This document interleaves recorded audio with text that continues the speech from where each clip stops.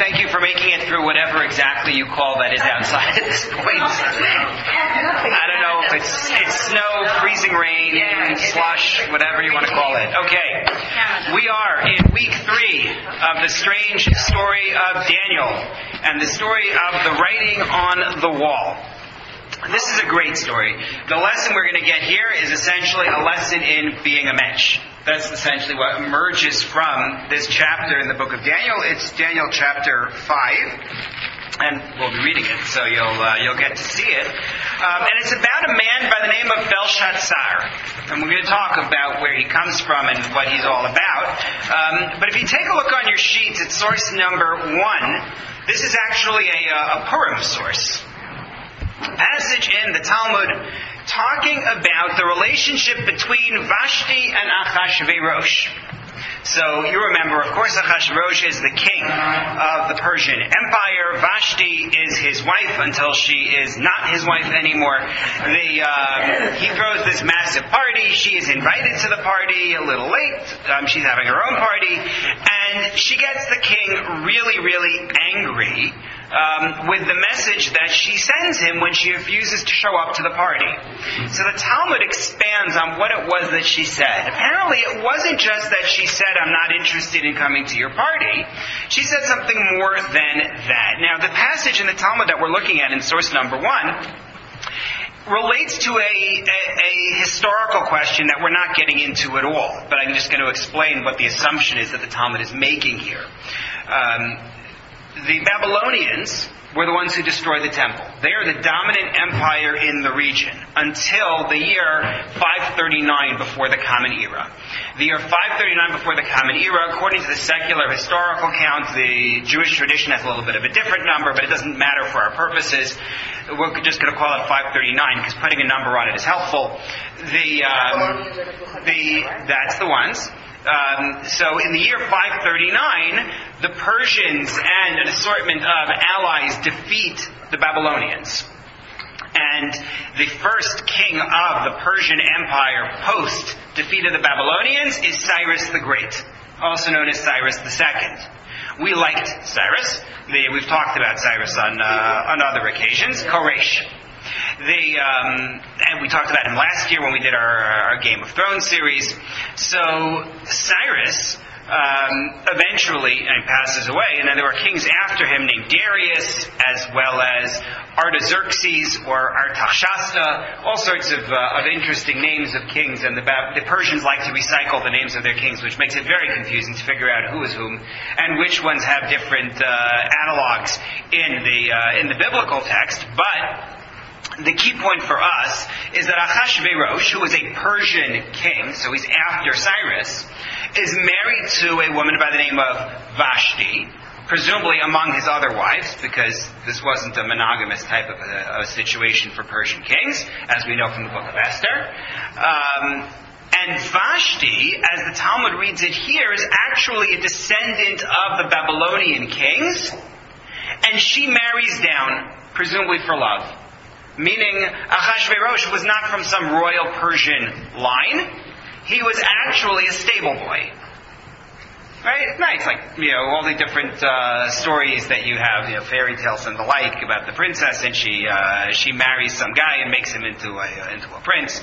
Well, take a look at source number 1, and you find that she pulled rank on him when she refused to come to his party, which gives you a whole other understanding of the book of Esther, by the way, in terms of Achashverosh and this complex that he has, his fear of being undermined, his fear of being shown to be a fool, because he's not legitimately there.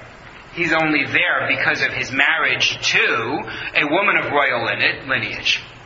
But that's more about the book of Esther than we're going to do right now. Take a look at number 1. The king was very angry. The Talmud asks, why was he so upset? And Rava, Talmudic sage, said, because Vashti sent the following message to him.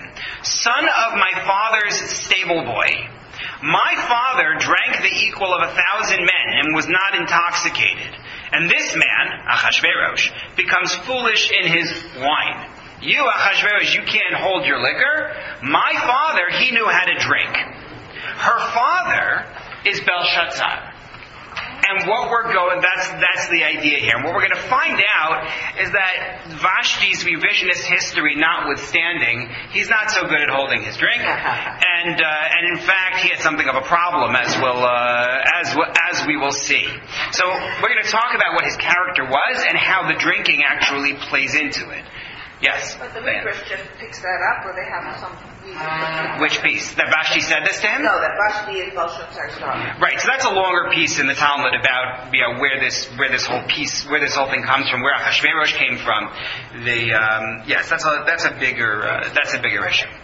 So what we're going to get out of this, though, is, as I said at the outset, a lesson in being a mensch. So, again, we are dealing here with a story which is right before, the story that we're going to read is the story of Belshazzar, not the story of Ahasuerus and Vashti. So it's right before the Persians defeat the Babylonians. You are somewhere around the year 539 before the Common Era, according to the standard historical chronology. Midrashic chronology would put it as early 4th century before the Common Era. What happened to Nebuchadnezzar? Nebuchadnezzar is gone. The book of Daniel ends its account of Nebuchadnezzar with last week's story. It does not tell us about his death. It's not interested. We had the arc of Nebuchadnezzar, this 4-chapter arc from the first chapter, in which he destroyed the temple, took the Jews captive as trophies, and so on, until chapter 4, where he is taught a lesson regarding his arrogance. Exit stage left. We're done with him. Chapter 5 introduces us to Belshazzar.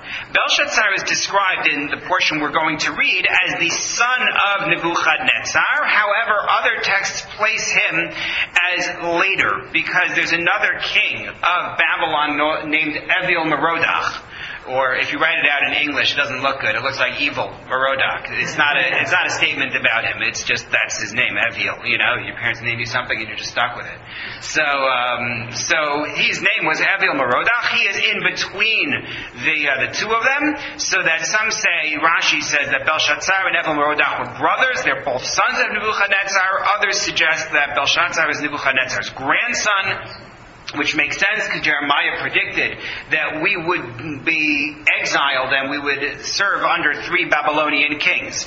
The 3 generations, it sounded like, of Babylonian kings. So it's Nebuchadnezzar, and then Evil-Merodach, and then Belshazzar. And you'll tell me, well then why is he called the son of Nebuchadnezzar? And the answer is, if you read any biblical text, you know that they like to sandwich the generations. Meaning that the text frequently will call grandchildren children. It just means the term son, daughter, whatever, just means descendant. And the term father, mother, whatever, means ancestor. It shouldn't be, we don't get hung up on it. It's not such an issue. In non-biblical texts, we find reference to a Belshazzar whose father is actually a Babylonian king by the name of Nabonidus. And that, adds complications to the matter, but it doesn't matter for our purposes. The bottom line is, Belshazzar is the king of the Babylonian Empire, it appears, or at least the head of their army. In our story, the one story where he appears in Tanakh, and he is doing what he does best, which is, he is having a party. However, the party happens to be on a particular occasion, and it's not his birthday. The party is, in fact, while his armies are at war with the Persians. One step further, it is the day before they're going to lose to the Persians. So he's having a party in the middle of a war, which already tells you something about his character. This is his idea of a morale booster. So take a look at source number 2, please, which starts us off on this story. And it's literally right after we finished the previous chapter where you had Nebuchadnezzar conclude his letter. That's it. We're done with him. No interest in pursuing him. King Belshazzar gave a great banquet for his 1,000 nobles, and in the presence of the 1,000 he drank wine. And that's the reference now that you understand from the Talmud. He is drinking. It says here in the translation that you see, he's drinking in the presence of 1,000. The words in the Aramaic, in the original, are v'lakavel alpha chamer shasei, which can mean in the presence of, but it could also mean what the Talmud implied here, which is he's matching them. They're drinking, he's drinking. They're drinking, he's drinking. He's drinking like 1,000 men are drinking. Under the influence of the wine, Belshazzar ordered the gold and silver vessels that his father, and again, it could be grandfather, whatever, Nebuchadnezzar had taken out of the temple at Jerusalem to be brought, so that the king and his nobles, his consorts, and his concubines could drink from them. The golden vessels that had been taken out of the sanctuary of the house of God in Jerusalem were then brought, and the king, his nobles, his consorts, and his concubines drank from them. Continuing our style in the book of Daniel of repeating things over and over. Right. They drank wine and praised the gods of gold and silver, bronze, iron, wood, and stone. Sounds a lot like his statue, no? With all the materials. Okay. So he makes a great big party. What is this party for? So I've already given you one idea about what this party is celebrating. It's not my invention. Rashi says this, Abarbanel says it, and long before Rashi and Abarbanel, Rashi writing in the 11th century, Abarbanel writing in the end of the 15th century, Josephus said it. Josephus, again, we talked about him, 1st century Common Era. Take a look at source number 3 in his Antiquities of the Jews. The throne came to Baltasar, also known as Belshazzar, who by the Babylonians was called Nabo-Andalus. Okay. Against him did Cyrus the king of Persia and Darius the king of Media make war. We're going to talk about Darius next week, God willing, and who he was and where he reigned. That's his own story. And when he was besieged in Babylon, there happened a wonderful and prodigious vision. He was sat down at supper in a large room. There were a great many vessels of silver, such as were made for royal entertainments. And he had with him his concubines and his friends. Whereupon he came to a resolution and commanded that those vessels of God which Nebuchadnezzar had plundered out of Jerusalem and had not made use of, but had put them into his own temple, should be brought out of that temple. He also grew so haughty as to proceed to use them in the midst of his cups, drinking out of them and blaspheming against God. So, he's doing this while he is under siege in Babylon. It's during the actual war. And it seems, if you read it that way, that what he's doing is he's trying to boost morale. Josephus does not say that explicitly, but that's what it sounds like. Stephen? I see it as the opposite. Okay. I see if you're boosting morale, you're going out to the troops and standing in front of them like in many movies, and they see the leader. I see this as the exact opposite, that he's drowning his mind in not facing the fact that he's losing. Right, and to me those are the same point. Oh, they are. Meaning, yes, there are brave leaders who will march out at the head of the troops and give a morale-boosting kind of a speech and put themselves on the line and all that. And then there's Belshazzar. And this is his idea of a morale booster. Don't worry, boys. Let's drink. Tonight we drink. Tomorrow we fight. That kind of approach is what it sounds like. And I have to admit, I'm biased when I say it because I know the rest of the story. And we'll see if you agree with me by the time we get to the end. But to me, this is very much in character for him. However, the Talmud has another take on what's going on here. And it requires that we do some math. So I apologize in advance. I didn't ask people to bring scrap paper for this class. But I think we can get through it. Remember that Jeremiah predicted that we would be in exile for 70 years. That's one of his best known predictions. And we even know that the Babylonians took his prediction seriously. Take a look at source number 5 before we come back to number 4. The word came to Jeremiah from the Lord, after Nebuzaradan, the chief of the guard, set him free at Ramah, to which he had taken him, chained in fetters, among those from Jerusalem and Judah who were being exiled to Babylon. To unpack that in English, Nebuzaradan is the lead general of the Babylonian king Nebuchadnezzar. Jeremiah had been chained up by the Jews, and Nebuzaradan frees him from his chains. And then the chief of the guards, this Nebuzaradan, took charge of Jeremiah, and he said to him, "The Lord your God threatened this place with disaster. Now the Lord has brought it about. He has acted as he threatened because you sinned against the Lord and did not obey him.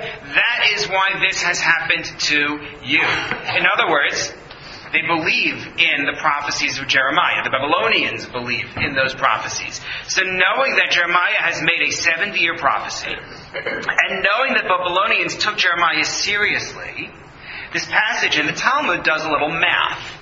So now go back to number 4. And it was, after 37 years from the exile of Yehoiachin, king of Yehuda, king of Judea, which had happened in the 8th year of Nebuchadnezzar, on the 25th day of the 12th month, Evil-Merodach, that's not December 25th, Evil-Merodach, king of Babylon, raised the head of Yehoiachin, king of Yehuda, and took him out of prison.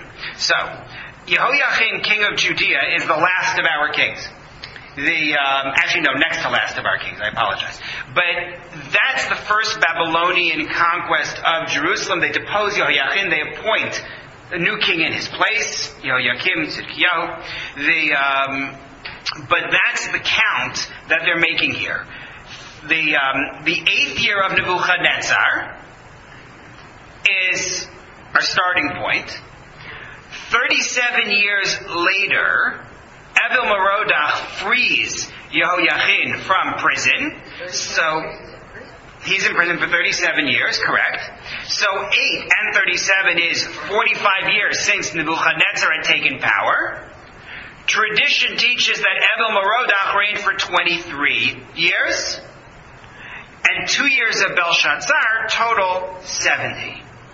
I don't know if that was entirely clear, so let me rephrase. Nebuchadnezzar takes the throne. 8 years later, he takes Yehoiachin captive. So the clock is ticking now on what Belshazzar thinks are the 70 years. Meaning Belshazzar believes the 70 years start from the beginning of King Nebuchadnezzar's reign. So he says, okay, 8 years in was when they took away, when they deposed effectively King Yehoiachin and imprisoned him in Babylon. Then you have another 37 years, so that's 45. That's the beginning of Evil-Merodach's reign. Evil-Merodach reigns for 23 years. We know that by tradition, not by a particular biblical verse.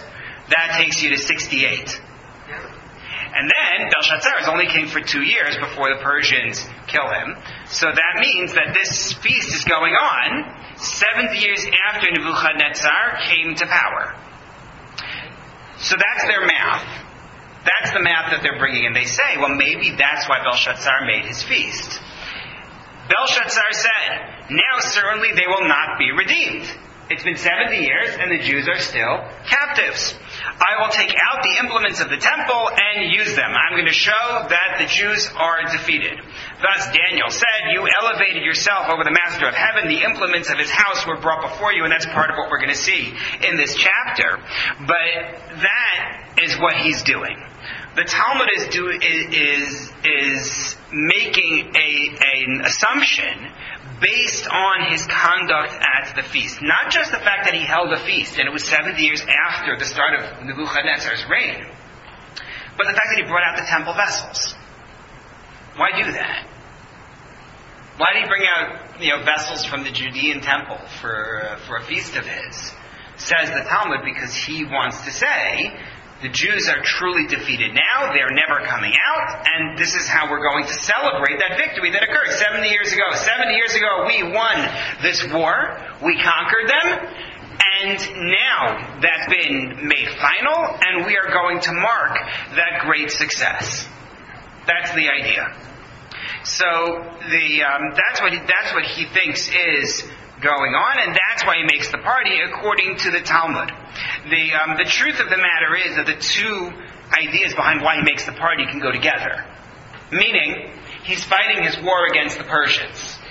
He's thinking to himself, this Rabbi Yaakov Meidan makes this point, he's thinking to himself, it could be that God's plan as told to Jeremiah was that the Persians were going to defeat me in war and free the Jews, which is in fact exactly what happened. But they think they're going to do this, And I am making my feast in order to demonstrate that that's not going to come to pass. The 70 years are over. They are not redeemed. I'm bringing out their vessels in order to demonstrate we are going to defeat the Persians and the Jews are going to remain enslaved to us forever. You follow? Yes. That could be what's going on. Okay. So then Daniel's comment is he rebuking him? Yes. And we're going to see it when we see it in context. It'll be even more clear. So he drinks opposite 1,000, whether he's drinking with 1,000 officers or whether he is, as Vashti says, matching them drink for drink. They note who's at the party. It's not just the king and his nobles, but also his consorts and his concubines. They are there as well. His queen is not there. We're going to find that out a little further along. Right, so not necessarily. It's the women who are in the harem. Right, so not necessarily, meaning there's a hierarchy of relationship with the king. Concubine is basically one step up from slave. That's more or less what a concubine is in history. The consorts are not described as being the queen. We know this because in the story we're going to meet his queen. She's not at the party. There's something else. Sorry? Okay. So, he's had a lot to drink when he did this, right? We said that he's already under the influence of the wine, b'te'em chamra in the Aramaic. Okay. One thing that we're meant to understand here is his use of the vessels of the temple is significant, and Daniel is indeed going to call him on that. The Talmud thinks he's doing it in order to celebrate the feet of the Jews. How else could you read it? He wants to humiliate them. An attempt to humiliate the Jews? Maybe. What else? Challenge to God. Could be. To their God. Did you notice that we didn't say it explicitly yet. I'm going to hold the did you notice. But keep in mind what he's doing here with these vessels of the temple. It's going to matter. Let's go further. Number 6. Just then, as he's drinking out of the vessels of the temple, the fingers of a human hand appeared and wrote on the plaster of the wall of the king's palace opposite the lampstands that the king could see the hand as it wrote, right? Give him the benefit of proper lighting. The king's face darkened and his thoughts alarmed him. The joints of his loins were loosened and his knees knocked together. Yes, knees knocking together is a biblical thing. As apparently is writing on the wall. The king called loudly for the exorcists, Chaldeans, and diviners to be brought. Again, as I said last week when we saw this phrase, it doesn't necessarily mean exorcists the way you're thinking of it. The ashbaya, the ashaf, is the term that's used in the Aramaic. It means magicians of some kind.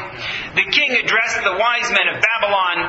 Whoever can read this writing and tell me its meaning shall be clothed in purple and wear a golden chain on his neck and shall rule as one of 3 in the kingdom. The idea of ruling as one of 3 is something we're going to see next week, which is a practice that they had where the king would appoint 3 people who would be the main governors of the empire. The king didn't have to deal with everything. He had a hierarchy of officers, and there were 3 people in particular who were administrators beneath him. I'm going to make him one of the 3 administrators. You sort of wonder if this has any relationship whatsoever to what the Greeks did with the post-Alexander Empire, dividing it up into the 3 parts. I wonder if that's any relation to this.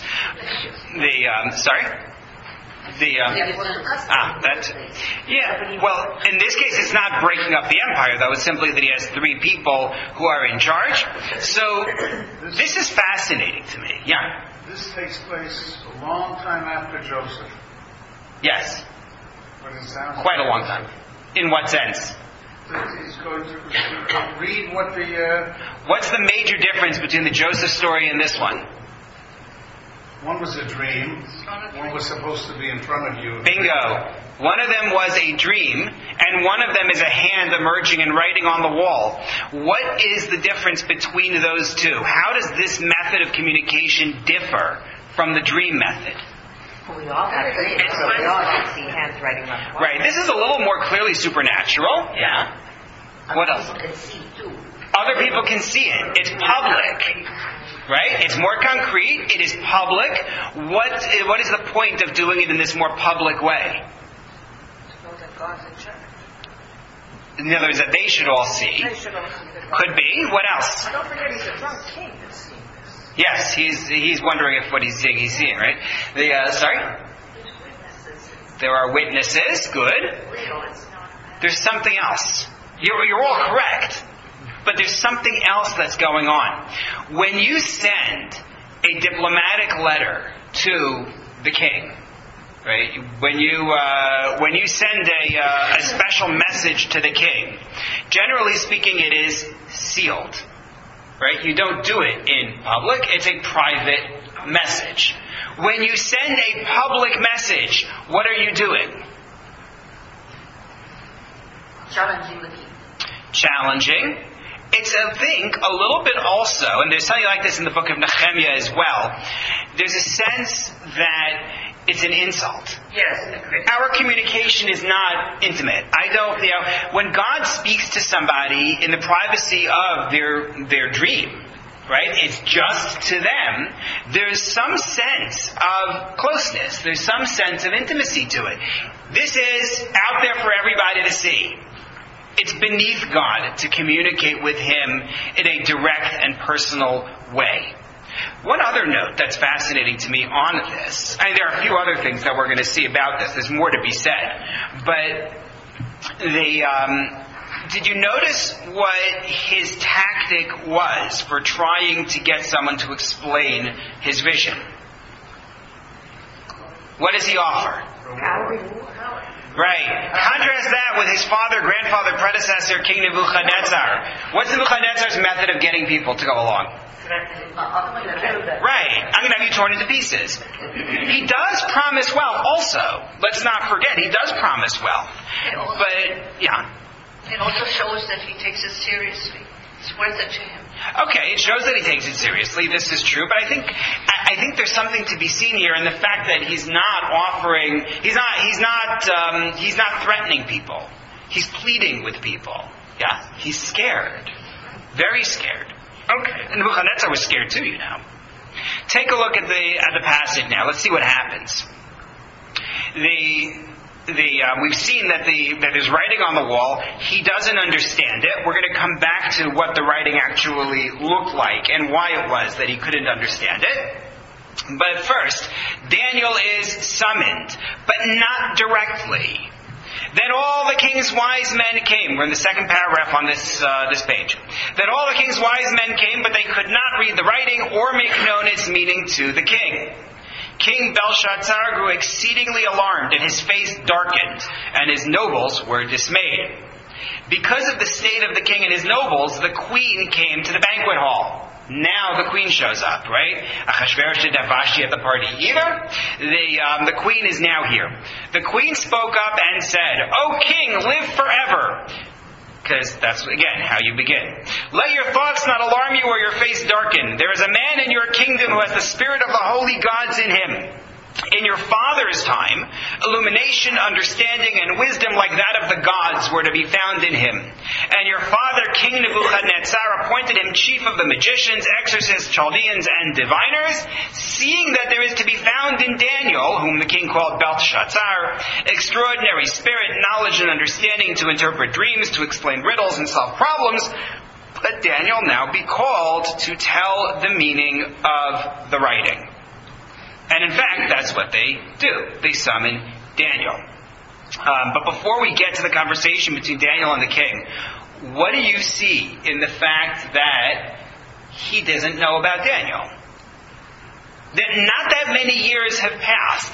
Even if we take the view that Belshazzar was the grandson, right? Which is what the Talmud embraced with his Evel Merodach idea. But let's say he's grandson, though, and not brother of Evel Merodach. It's only been 23 years since somebody survived the king's court, managed to explain dreams, became somebody in charge of the elements of the kingdom. His friends survived the fiery furnace. The lion's den hasn't happened yet. That's happening next week. We're not there yet. So Diane says, a new Pharaoh arises who doesn't know Joseph. However, first of all, that Joseph, well, no, you could say he explained dreams. I take that back. However, do we assume that he really doesn't know Joseph, or that he chooses not to know Joseph? Right? Exactly. He says, Joseph? I don't know anything. We don't know anything to any Joseph. Well, we see that here too, because Belshazzar, he takes, go to 3, he says, he takes out the vessels which Nebuchadnezzar had plundered and had not made use of and had not put in his own temple. He says, look, my grandfather had this stuff in the closet. They left it there, and this is the grandfather, don't forget, who only in chapter before gave cover to God for having been better than his own gods. Yes. Right? So Belshazzar says, that's my grandfather. What did he know? He kept this stuff in the closet. I'm taking it out. I'm drinking from it. So not only is he dissing God, but he's dissing his grandfather. Yes. Which he continues to do in this part of the chapter here, where he's forgotten all about his grandfather. He's forgotten about this guy named Daniel who used to be his grandfather's helper, just like Joseph was the Pharaoh's helper. And he's sort of like, I'm the big shot now. I don't do things like my grandfather does it. I don't threaten you. I just give you the nice good stuff. I'm not my grandfather. I'm somebody better. So you think he's trying to make his mark and doing things his own way? Yeah. Well, it's not working. But I would note, just in terms of the Pharaoh point, at least with the Pharaoh, Joseph is already dead.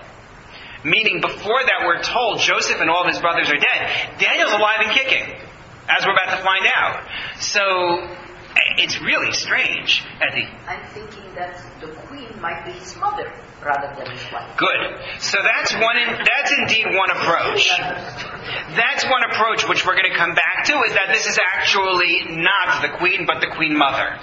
There is such an approach here. So take a look at what happens.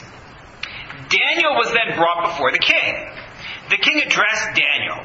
You are Daniel, one of the exiles of Judah, whom my father the king brought from Judah. I have heard about you that you have the spirit of the gods in you, and that illumination, knowledge, and extraordinary wisdom are to be found in you. Now the wise men and exorcists have been brought before me to read this writing and to make known its meaning to me, but they could not tell what it meant. I have heard about you, that you can give interpretations and solve problems. Now if you can read the writing and make known its meaning to me, you shall be clothed in purple and wear a golden chain on your neck and rule as one of 3 in the kingdom. Makes the offer. Then Daniel said in reply to the king, you may keep your gifts for yourself and give your presents to others, but I will read the writing for the king and make its meaning known to him.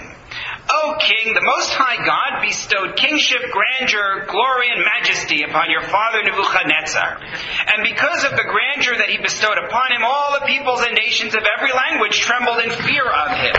He put to death whom he wished, and whom he wished he let live.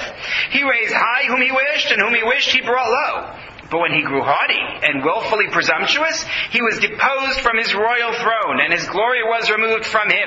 He was driven away from men, and his mind was made like that of a beast, and his habitation was with wild donkeys. He was fed grass like cattle, and his body was drenched with the dew of heaven, until he came to know that the Most High God is sovereign over the realm of man, and sets over it whom he wishes.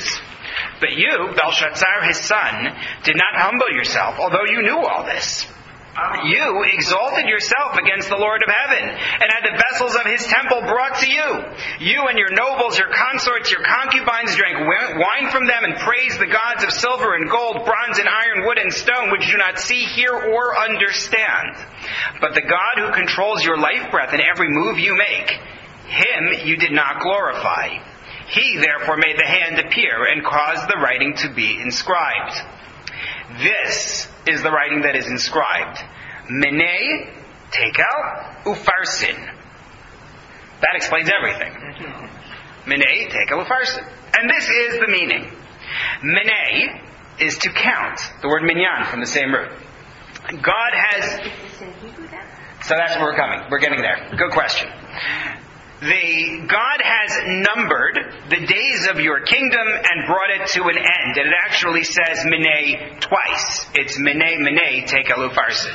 So God has numbered. Tekel. Tekel is like shekel. It's Aramaic. The taf in the Aramaic is a substitute for the shin in Hebrew. Tekel is shekel. Shekel, of course, we think of as a coin, but originally it's a weight. Lishkol is to weigh. Mishkal are weights. It was a weight of metal originally. So, tekel, you have been weighed in the balance and found wanting. And then parsin is fascinating. On the one hand, it is lifros, which means to split. When the Torah talks about the kosher animals, it mentions the split hooves. Mafris parsa, but lifros, paras, is also Persia. It's the Persians. Same word, same spelling. Your kingdom has been divided, the splitting, and given to the Medes and the Persians. That's the explanation that he gives to Belshazzar. Okay, pause there for a moment. Why couldn't they read this? It's in Aramaic.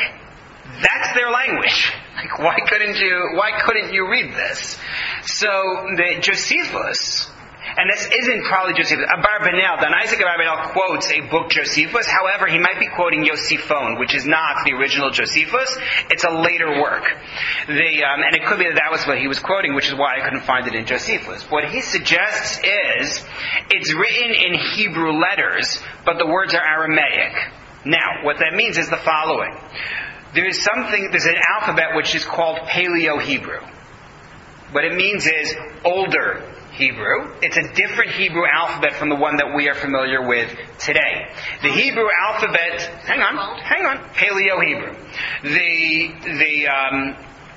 The Hebrew that we have today is called in the Talmud Ashurit, Assyrian, and it is commonly understood that it was actually an alphabet that we accepted upon ourselves a little bit after this story.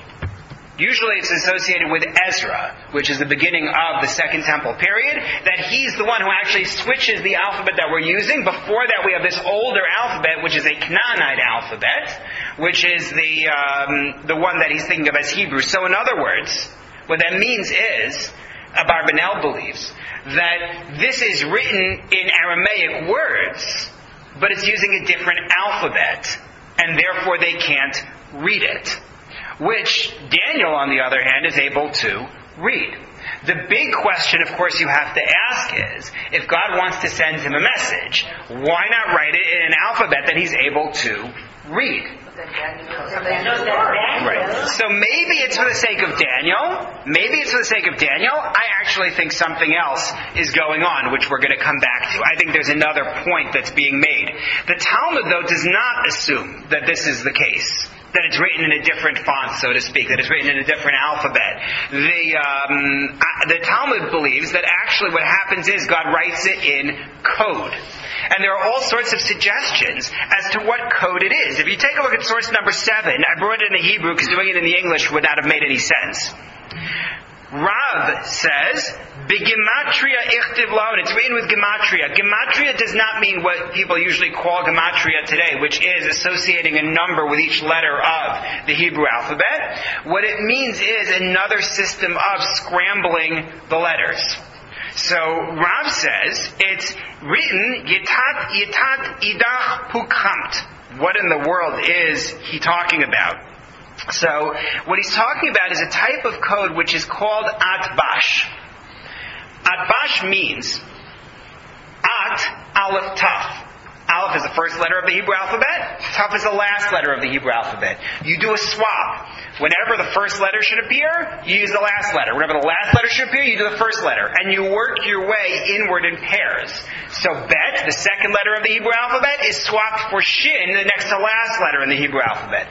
Gimel is the third letter, it will be swapped with resh. And so on, because it's an even number of letters, it's 22 letters, so you have 11 pairs. I gave it to you in number 8. In 2 rows. First aleph to kaf, and then working backward, lamed to taf. So what Rav says is, that's the code that was used. So the mem, menei, was actually the yud. You see? And the nun, right, working your way there, is the ten. So he says it's the atbash code. Shmuel says, Sorry? But what does it mean? It's still Menei Menei Tekel Ufarsin. It's just that it was written in code, and therefore they didn't know. Had they seen the words Menei Menei Tekel Ufarsin, they would have known what it But meant. instead it says you test. Exactly. So that's why they couldn't. That's why they were not able to read it. That's the idea. That's one approach. Second approach comes from the sage Shmuel, and he gives another explanation. He says, and I brought it for you in number 9, that the letters are actually written vertically. Menei Tekel Ufarsin is actually written in columns. But the Babylonians don't realize that, and they're trying to read it Mamtus, Ninkefi. They don't know what he's talking about. It's written vertically. If you ever get a chance to look at Rembrandt's painting, Belshazzar's Feast, he shows the writing on the wall. He takes Shmuel's view. He has the letters written vertically. In Hebrew, he uses modern Hebrew letters. That's where Chinese comes from. Probably not, but it's a nice idea anyway. Go to Rembrandt's house. He lived in the Jewish quarter of Amsterdam. Yeah? Interesting. I didn't realize he lived in the Jewish quarter. And we know that he has a lot of... Yeah. Okay, so somewhere or other he picks up Shmuel's way to do this. Just to finish the other two from the Talmud. Rabbi Yochanan, you can figure out, if you can read Hebrew, you can figure it out. The words are written backwards. Right? If you go back to number 7, it's just that each word has the letters reversed. And Rav Ashi has some version of Pig Latin.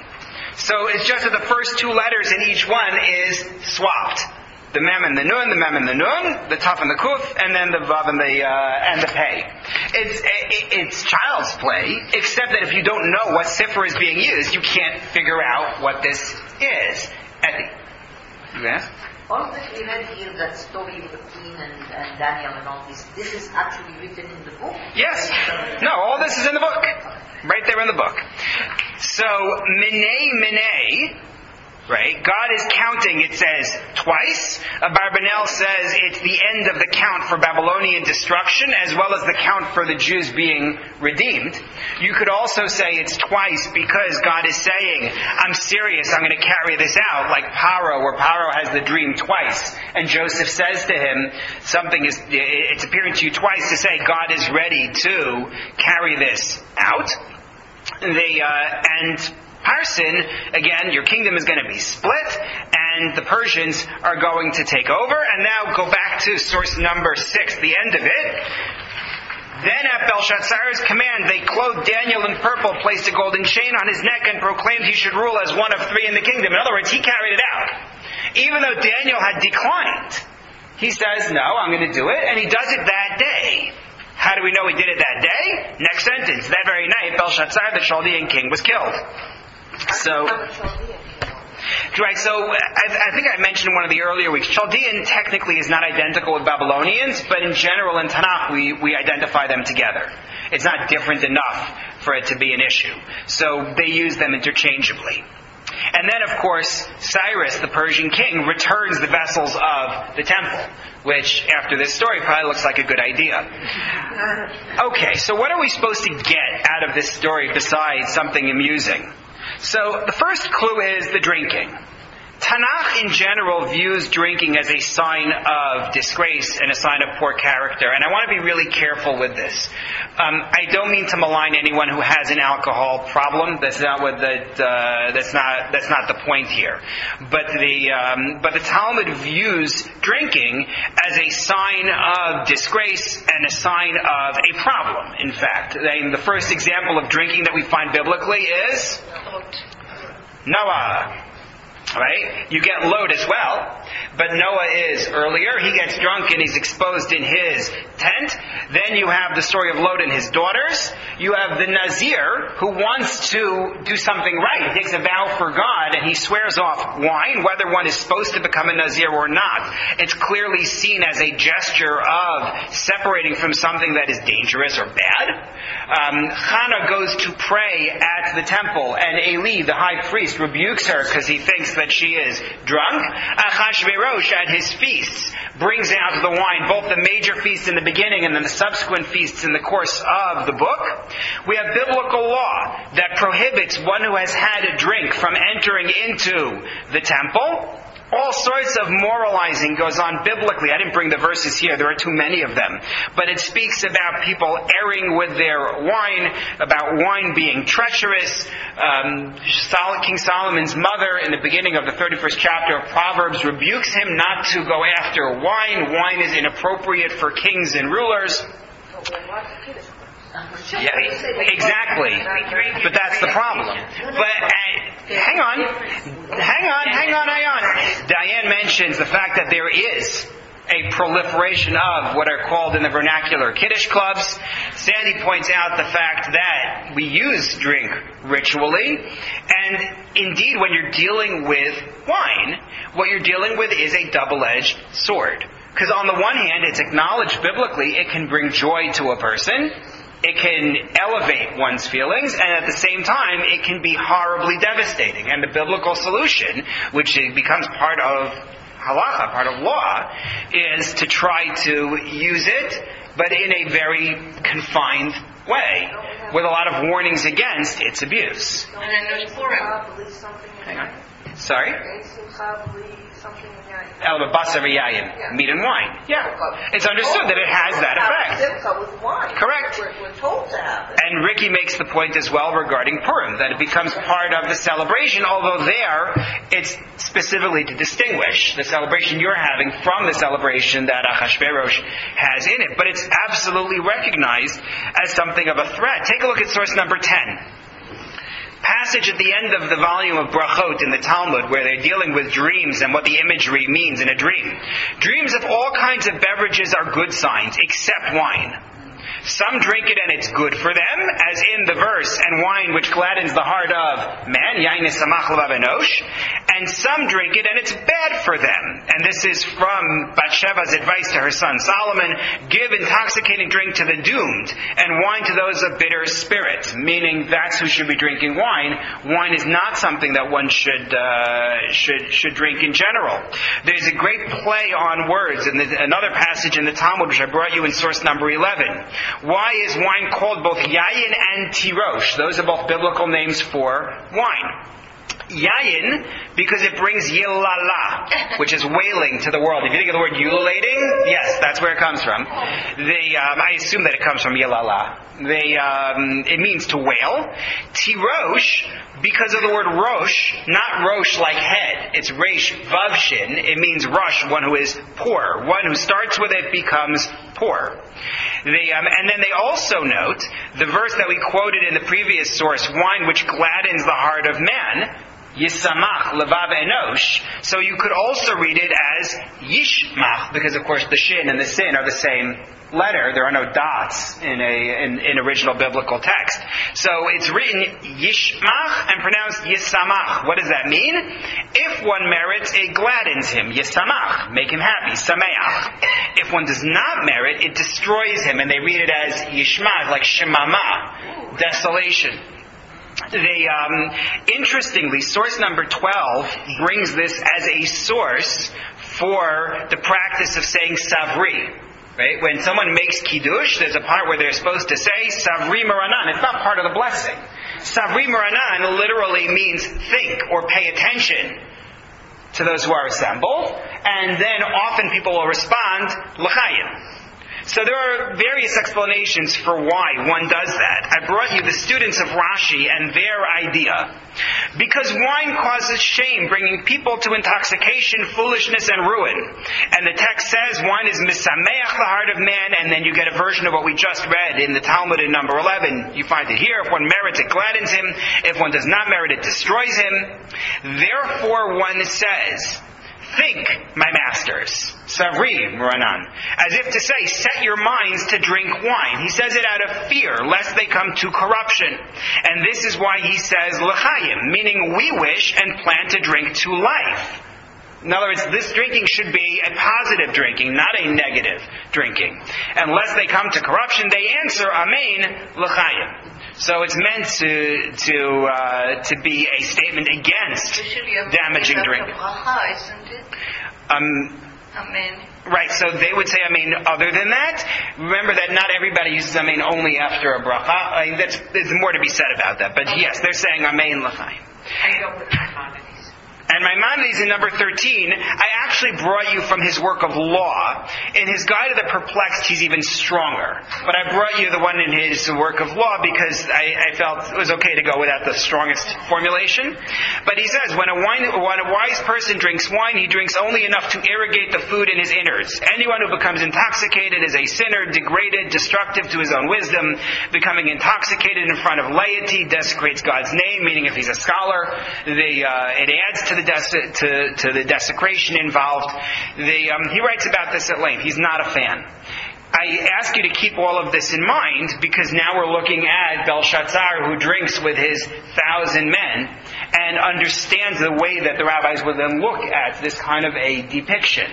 He is looked at as being degraded. That's number one. Number two, he's holding this big feast in mid-war. Right? Which again, I've been reading as a morale booster. Siege also. We haven't talked about the siege. There's probably not much food. So here he is drinking. Right. I don't know how much food they had. It's a good question. And probably the common people did not have any wine. I mean, here he is showing off in a way that's hard. Right. And that could be as well. It could be that with the siege that adds dimension. I hadn't thought about it, but you're right. That adds a dimension to it. I saw a hand in this area, but I don't remember. Stephen.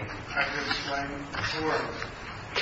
So, as I already said, your drinking on Purim is meant to reflect what Achashverosh did with his celebrations, but not to descend as he did in his celebrations. There's more to be said about wine on Purim.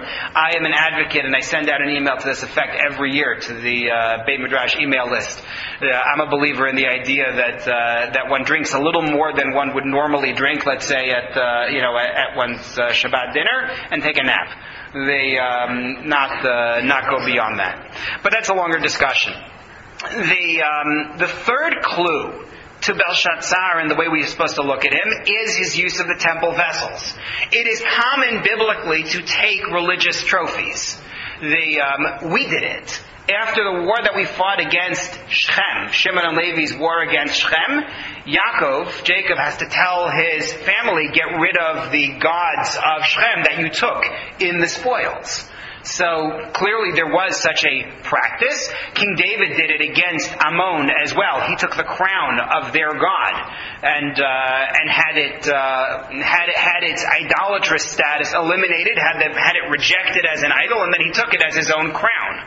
He wore it on his own head. The Mesha Stele from the 9th century before the Common Era has the Moabites bring the vessels they took from our Mishkan, from our sanctuary, and bring them before their god Chemosh. The Moabite king Mesha records that he did this. And Nebuchadnezzar takes, the Philistines took the Ark of God and they put it with their god Dagon. And Nebuchadnezzar took our vessels and put them into his temple. But what you see is something very important. It's different between what Belshazzar did and what others did. All the others before take the vessel of this god they've defeated, right, and say, it's a statement of our victory, and they put this vessel, whatever it is, in the temple of their gods. Which, even if it's meant to show victory, it's a lot better than using it for drinking at your party. Belshazzar is not Nebuchadnezzar. Belshazzar is not the man his father or grandfather was. And he's being presented as being degraded. And fascinatingly, the Talmud actually notes, I didn't bring it on the sheet, that Achashverosh does the same thing. Because he is the Persian Belshazzar. He has the same drinking tendency. And he has this conduct as well. There's more to say about Achashverosh and these vessels, but that's a side note. Diane, I'm going to ask you to hold it for a minute because I've got a lot to get done here. Okay, thank you. So your third clue to his character is his degrading use of the temple vessels. And then the fourth clue is he doesn't know Daniel. Ibn Ezra is the one who suggests that it's the queen mother, as opposed to being the queen. Abarbanel, though, thinks that no, this actually is the queen, which is what it sounds like from the text. And he doesn't know. He doesn't know about Daniel may testify to his inadequacy for this role. He is the king's son or the grandson, whatever it is, but he's not serious. He doesn't get involved in this stuff. This is something he just fell into this role because his father passed away and now he's got the throne. But he's completely incompetent in this position. And then finally, he pleads and he bribes. Right? Nebuchadnezzar, I brought it for you. No, I didn't bring it for you, but we read it in the previous week. Nebuchadnezzar threatens people and they quake. This one has to plead and bribe. But now and he's quaking. But Nebuchadnezzar quaked also, let's be fair. But now we come back to the writing on the wall. And I think that there's something going on here. I asked you before, why does God switch? He always used dreams. He communicated with Pharaoh with dreams. He communicated with Nebuchadnezzar with dreams. He communicated with Abimelech, the Philistine king, with dreams. Now he switches. And I think part of it is that it's public. This is a message for everybody. Part of it is to say, I'm putting you at arm's length. I don't deal with you intimately like I did with these others. But I think it also exposes Belshazzar as illiterate in a text that he's supposed to be able to read. You know, it's a statement here. I'm putting the writing on the wall by the lamp, right? In case you missed that, right? By the lamp. There's plenty of light. You should be able to read it. And he's exposing him as somebody who is totally beneath God and beneath God's notice. And I'm going to put the message out there, and he's not going to be able to read it. They did it in code anyway. Right, so that's the point, to make sure he can't read it. But take a look at source number 15. I don't know it was a code message. Correct, but it's an explanation of why he wouldn't be able to. He's not literally illiterate. God is mocking him as illiterate. That's the idea. But take a look at source number 15 from the end of the Chumash. Moses is predicting for the Jews what's going to happen to them when they stray from God. And God is described as saying, they, the Jews, outraged me with a non-God, lo el, causing me anger with their emptiness. I will outrage them with a, it should say, this is a mistake in my translation, and it's the most important word. I will outrage them with a non-nation. With a disgusting nation, I will anger them. They sinned against me with a non-God. I'm going to come back to them with a non-nation. Which one is this referring to? So the first one it could refer to would be Babylon. Usually, the commentators like to take this and apply it to Rome, because Rome as an empire was so scattered that it's sort of a non-nation. But the first one would be Babylon. And what he's saying is, they don't really rank. They don't have substance. In the same way the idols are not a god, Babylon is not really a nation. They're not worthy. And they angered me with their empty gods, so I'm going to bring a goy naval, a disgusting nation, and that's Belshazzar. He is the one who is considered to be beneath notice. God has no interest in such a person other than as a means of punishing the Jews when they stray. That's it. 1,000 years before. Yeah, this is called Nevuah. This is the prophecy of what's going to happen. The final clue in all of this is Daniel's refusal of the gifts. Daniel accepted gifts from Nebuchadnezzar. Nebuchadnezzar gave Daniel gifts for interpreting his dreams and giving him advice and all of that. And Daniel accepted it. But he refuses them now. So Don Isaac Abarbanel thinks that Daniel refuses the gifts because he wants to rebuke him. You know, he wants to give him a harsh rebuke. But, you know, he rebuked Nebuchadnezzar also regarding this whole business of him becoming a tree and that whole message he gave him. You could say that the difference is because the gift is offered here before the prophecy. Nebuchadnezzar only offered him the gift after the prophecy. So maybe Daniel refuses the gift because he wants to show, I'm not biased by your offer. I'm not doing it for pay. That could be. But I think what's going on here is that the relationship between Daniel and Nebuchadnezzar is substantively different. With Nebuchadnezzar, Daniel accepted gifts. With Nebuchadnezzar, Daniel said to him, may this evil befall your enemies. Right? However we understood who his enemies were. With Nebuchadnezzar, he offered him advice to delay the fall. He said, give tzedakah and then this won't happen to you. And with Nebuchadnezzar, he invoked and credited God at the start of his advice. Right? He said all of this comes from God and all. You don't find that in this chapter. He doesn't say God has interpretations and so on. He doesn't mention God. And I'm building on an idea from Rabbi Yaakov Meidan when I suggest that Belshazzar simply doesn't have Daniel's respect. He's a drunk. He parties with his friends to build morale. He treats the temple vessels with disrespect. He's politically illiterate. He is a frightened people pleaser. God keeps him at a remove and humiliates him by showing him to be unable to explain the writing on the wall. And if you think of the biblical story of Abraham and the king of Sodom, right? Do you remember this story? Abraham has run-ins with different kings. He has run-ins with the Pharaoh, and the Pharaoh offers him gifts and he takes it. Abimelech also, the Philistine king, and he takes it. However, there's one war, the war that Abraham fights to save his brother-in-law Lot. Right? Sarah's brother is taken captive by this association of 4 kings, and Abraham goes to war, defeats those kings, saves Lot, and then out comes the king of the city of Sodom.